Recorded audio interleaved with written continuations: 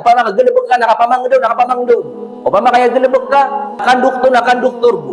Nama di sunda nagyang utanda na butkaw. Mana ebu apa pagin ka sa kuto rizki wallah. Nagyang kuto ka papantag na gelebek ka. Tadi ke pakaya gyang kuto ana bagian ka apiap nagyang utang na bangar na puun ka.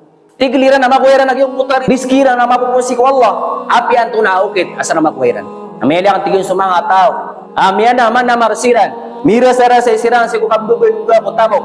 Kaya mas sikoron hatta annahu qad yadkhulu fi ma la yahilu lahu. Tama sa gyang utari ni kabdugan sa tamok na pisul ganira nagyang utari kira mapapakay. Mana pun ira nagyang utari rizki sa di mapiaukit. Pilulubay ran sa rizki ran sa di mapiaukit. Dahil kandung sa haram kapriba apanulis antu nanusan. Tigiliran na makuiran nagyang utari rizki ran na mapupunsi ko Allah. Api antu naukit asa na makuiran.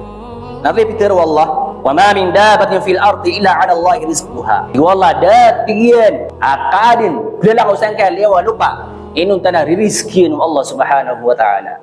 Datiyan dala ko sangka lewa lupa inun tana bubuganu Allah sa rizki. Fa'alimtu anni wahidun min hadhihi dawab. Namyatang gedang sa kidawa kana pitologi kay murid. Apada ko sang kuto aprizki nu Allah. Fastaghaltu bima lillahi alayya wa taraktu mali 'indah. Kaya tingin na pinagunta man akan nasubagi na kan nasudi ang bagi na inawan akan. Mana sabu sa peging bagi na kan Allah, sabu sa ibagi na kan Allah. Dayang panamaran. Upama ka gelebek ka nakapamangdaw.